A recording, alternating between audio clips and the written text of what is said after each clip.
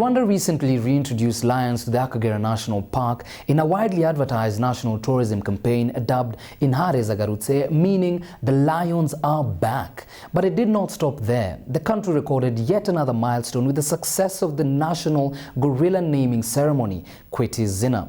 Now this event continues to grow year on year, attracting investors, key industry players and global citizens from all over the world. CNBC's Atulinda Alan and I set off to Musanze district in northern Rwanda to make business sense of it all. We'll take you through that and more. My name is George Nirango. Welcome to Doing Business in Rwanda.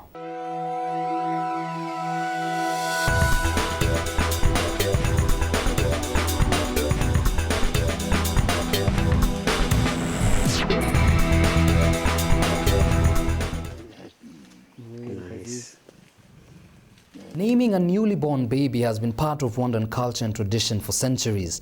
In the modern world, however, this translates into a strategic tourism initiative.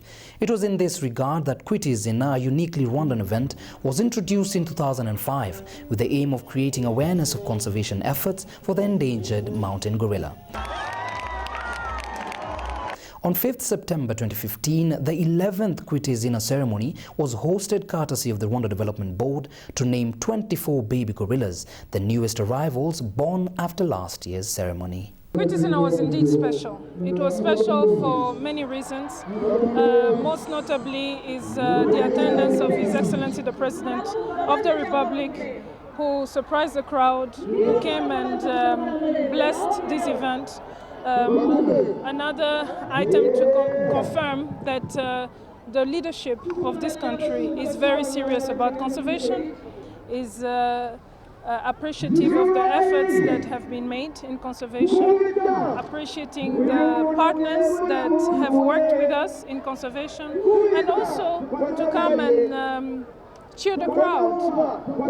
You heard in His Excellency's speech, he was thanking the population for their role in protecting the national parks. And that was important that it came from His Excellency himself. It's indeed a very special day for the gorillas, for the communities living around the parks, for conservationists, for tourism, and also for the visitors. Kwiti izina is a very prestigious event, as you know, which actually became a landmark event globally as a very important activity by the government of Rwanda to mark conservation policy. I've been graced by the opportunity to name a gorilla, so which is a privilege. So it's a very happy function for me, and I'm very grateful for that. You have to come and see Kwiti izina because it is an extraordinary event. It's actually a very beautiful event, and it's a very moving event actually. And the reason why the RDB very kindly invited Bralewa this year was because in June we were involved very much in bringing back the lions into Akagera, so they recognized our contribution and very kindly invited us to name a gorilla. So we named a gorilla today. My baby gorilla, who is in the Lucili family, and the mother's name is Mahani, born 10 March 2015. We've chosen the name Ukwira. Umwana agiye kwita izina akomoka mu muryango witwa Gashya, nyina umubyara akaba ari Inyenyeri, akaba yaravutse ku itariki ya 19 z'ukwezi kwa gatandatu mu 2014. Izina agiye kumwita ni Ububasha.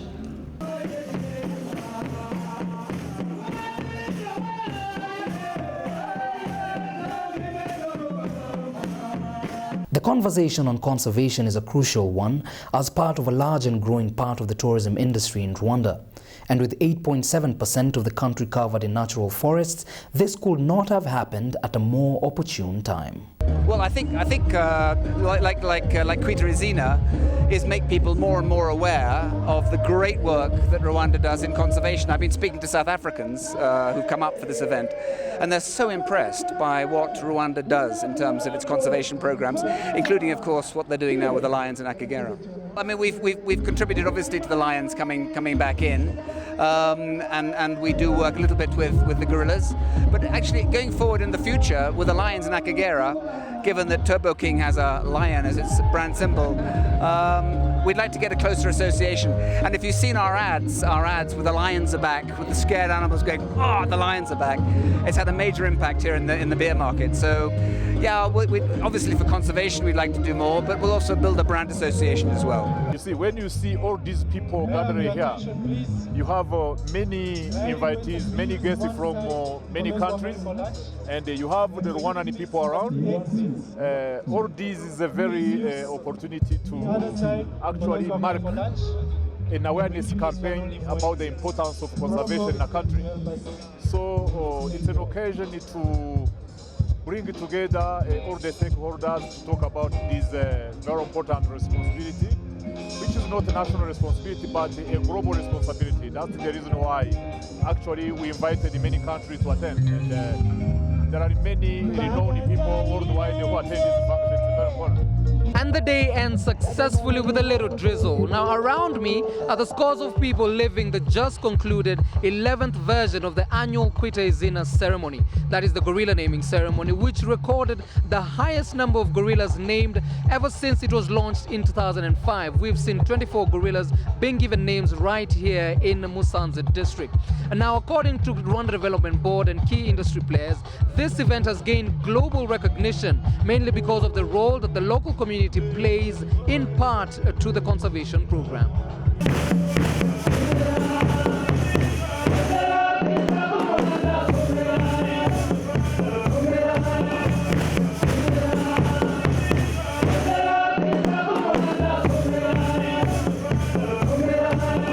For the past 8 years, tourism has maintained as the leading foreign exchange earner for the country. Under the Economic Development and Poverty Reduction Strategy 2, the country strives to grow revenue generated from the sector by 25% per annum. 10 years ago, the park was receiving only around 7,000, between 5 and 7,000 visitors.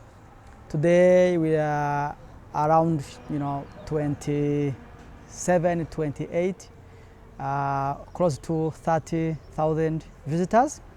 And so naturally those visitors, compared to 10 years ago, you can calculate in terms of beds that are needed for every day to host, for all the visitors, but also other services that visitors need. You can really understand how it has been expanding. 10% of the money, the revenue from the income from tourism back to the community. So they use those money to build the schools, hospital, infrastructures, and so on. So now the people are very happy. In addition, when the animals raid the crops, the government compensates them. So now they benefit some money from the government. These people, they understand, they make a balance between tourism and community, because now they know if there is no tourist here, no life, because they benefit more money from, you see, like these porters, each person get $10 from a tourist who use that porter. So it's a lot of money. And also they have the shops. It's a community shop where they're selling their stuff, like handcrafts, like weaves, like gorilla making on the woods. So now if there is no tourist, it means there is no money here. So now the people are very happy to see the tourists here. Even if there is those conflicts about from these animals, they make a balance, they know. I have been particularly impressed by the manner in which this country is managing wildlife, making sure that part of the receipts that tourists pay when visiting national parks go back to the local communities, marrying wildlife conservation with livelihoods, which is essential to make every citizen in this country a stakeholder in preserving its amazing wildlife. This, in my view, has a huge promise for the tourism sector in Rwanda. The private sector is largely entrenched in the gorilla naming ceremony, and tourism strategies put in place. Taking advantage of the conducive environment, viable businesses in different areas of the country continue to sprout with investments both on a macro and a micro level. What we do is we started, what we wanted to do was bring the community and the tourism together. And because tourism is the biggest industry in the country, well, like, how does the community benefit from it? And then also another fact was the people used to come to Rwanda and stay for a short period. So like, what else can entertain the guests to stay longer in the country, meaning the country will get money, so will the community. And so we met the community and they gave us activities. So we wanted to actually teach the people that came through, the tourists and other experts and whoever wanted to learn about the Rwandan culture. And there's nobody that can teach you the culture like the community. The setup of Virunga Lodge, as you can see, it is a eco lodge set up on the top of the hill, where you can see Lake Brera and Lake Ruhondo. And basically, it put here this lodge. It was just to assist the local people around the lodge, which is ecotourism. And we try to conserve and protect the environment around us. As you can see, all our setup, it is set up in a local perspective. All materials we use to build the lodge here, they are being bought by around from the locals, and which has helped the local people around the lodge to develop, to earn their income in their homes. To give us feedback or insight, email us at dbir@abn360.com or tweet us at dbirwanda or my personal handle at Georgian Durango. On behalf of the entire Doing Business in Rwanda team, keep it CNBC Africa, first in business worldwide.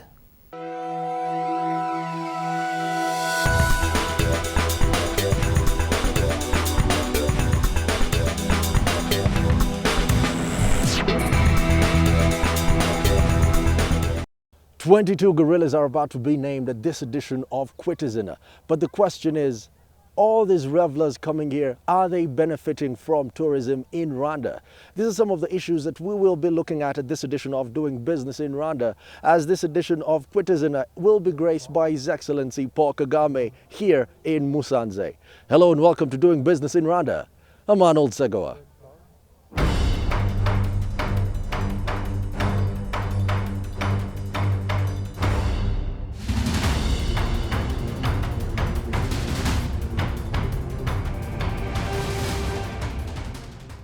Rwanda hosted the 12th edition of Kwiti around the theme, A Conversation on Conservation in support of the country's development strategies towards achieving the Sustainable Development Goals by 2020. But what does Kwiti mean? And what's the significance? Kwiti means giving name to a new baby. Actually, Kwiti is a ceremony. Like it started in our culture, whereby one is born, a baby is born, you give your child a name. So Kwiti in conservation is also very, very important, because we try to identify these gorillas. Each gorilla has a name. We have almost 300 of them recorded, and all these 300, they have names, and each name has a meaning. The brilliant idea to draw from the Rwandan culture to celebrate this conservation story has brought us fortune. Ever since 2005, when Kwiti was launched, we have named 216 baby gorillas. And this year, 22 baby gorillas will be named. This confirms that the gorilla population is indeed on the rise. Well, I mean, for Rwanda in general, and I always want to put it in context of conservation, and I think for Rwandans, especially for those living near the protected areas, it's a celebration. But also it's a kind of annually renewing our commitment to, what we need to do more to, increase awareness, continue improving, our partnership with the communities, both in terms of, using the park opportunities to, solve problems, but also, continuing forging these partnerships. We need to do more where we have challenges. For ordinary tourists, the gorillas all look alike, and naming them would seem like a tall order. But our guide differs. These gorillas, for the first time if you see them, they look like. But for us really, we try to identify them through their faces, more especially here at the nose. We call them nose print. Like my fingerprint is not the same as yours. So for the gorillas, each gorilla, you try to identify them here on their noses. So, here's what we know. According to the Rwandan culture, gorillas have been named over the centuries upon birth, and now this has become an annual event, changing livelihoods at unquantifiable rates. But how many of us have seen these humble giants in their natural habitat? Rwanda's gorillas have taken center stage for decades now.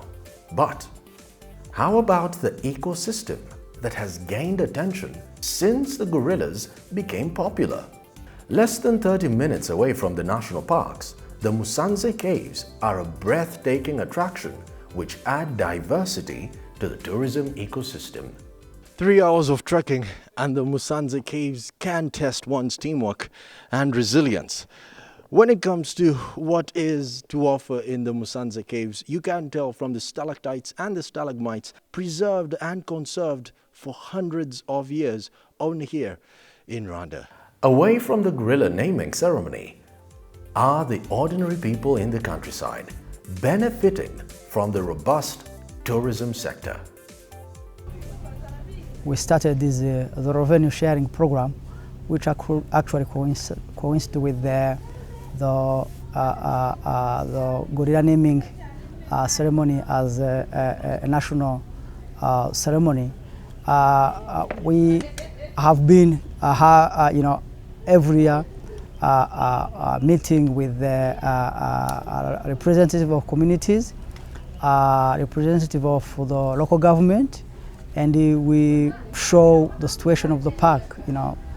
For example, where the problem of water is, where there's, for example, a problem of schools where kids have to walk long distances to reach the nearest school, and we see how much we have, and how much we can put in terms of infrastructure. The gorilla tourism has benefited people. Let me tell you an example whereby last year we had like 28,000 people who came to visit the gorillas, but 5%, this money of every permit of the person who bought the permit goes to the local people who lives near the park. Another thing, most of the rangers who are working in the forest, they used to be poachers, poaching the animals. We have elephants, we have buffaloes, we have antelopes, but these people now, most of the rangers, they're employed in the national park. Right. It is really reaching that really low level of the people at grassroots level through awareness creation, because themselves they become aware of the importance of preserving and conserving the cultural heritage that they have. And the kind of driving force that is attracting them on one side is cash, because they get money from this. So when tourists are coming, they pay directly the people. You imagine if we take them for home hospitality, for example, it's one of the program. The local people will be the one to enjoy that money because they will be the one hosting them. So, and also on the other side, there is this awareness. Then they become like conservationists themselves at grassroots level because they know the importance of the culture and say, look, if I conserve this, it will be important for me in the future. Not only I will get cash from it, but also I will transmit this to the next generation, which will be my young people.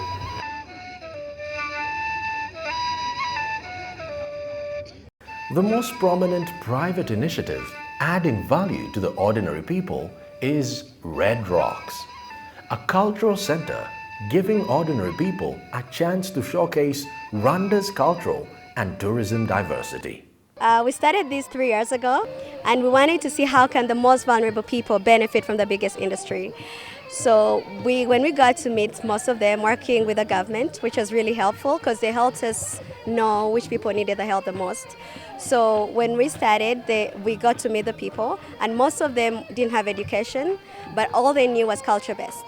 So we sat down and said, okay, how can we sell this as tourists to different tourists that come to Rwanda? And as tourism, you know, is the biggest industry. So like, how can we capture that so that even the most poor people, the most vulnerable people benefit from it? So we started selling their activities. We put them in different categories, like the banana beer making, the storytelling, the farming, the basket weaving, the pottery, which is done actually by the natives. What I'm doing now is mashing bananas. The reason why we do this is to show the young generation and tourists how banana juice was produced back in the days before technology and machines that are being used today. This is how we make a living. I'm a mother of 3. And I was very poor, but since we started showcasing our amazing culture, my life has improved significantly. Through Red Rocks, tourists go beyond the gorillas and see the Rwandan setting for what it is. As a result, cooperatives have been formed by the locals, and this has empowered them. So we learned in cooperatives it would be easier to help them. And in cooperatives, they would grow more and better. So we started with one cooperative of 25, now there are 75, so now there are 4 cooperatives. I would say everything looks good, and it's been 3 years, so I would say we're on the right track. But we still stay, even if the other cooperatives leave, we still stay with them. So that they do, they mentor the other ones. So we don't have to do anything, we just sit and watch, and then they keep doing their thing. Imibereho myiza y'Abanyarwanda ishoboka kubera ko the well-being of Rwandans is possible because where they stand and the surrounding environment is well taken care of. Nabyo bikabaho neza kugira ngo ubuzima bw'abantu bumere neza. Ntabwo hari ugutoranya hagati. There is no preferential treatment between financial development, conservation, or the well-being of citizens. You do not prioritize one and leave the other behind. They go hand in hand as they complement each other. Ngo ikintu gisige kuko ntabwo bigongana ahubwo biruzuzanya. Gufata neza umurage nk'uyu nguyu dufite. Conservation and safeguarding our heritage that includes gorillas, it all comes under the same umbrella, which is why we are here. Muri uyu muhango ntabwo ari ukwita izina gusa, harimo no kwibuka ibyo byose byo kugira ngo. It is not only gorilla naming, but also reminding ourselves what all this means for our nation's progress and development, be it in gorillas, other animals, our forests, and others. Harimo izindi nyamaswa, harimo amashyamba, harimo ibintu byinshi. When it's well guarded and cared for, it contributes to the well-being of our citizens. nabo babaho neza. I'm afraid that's where we leave it for this edition of Doing Business in Rwanda. The most important question that we have managed to answer is, are ordinary citizens here in the countryside benefiting from the tourism sector? And the answer is definitely yes. We have moved around, we have seen communities changed and transformed thanks to the gorillas in that background over there. The highland skinbacks and the silverbacks are doing all the talking for this country.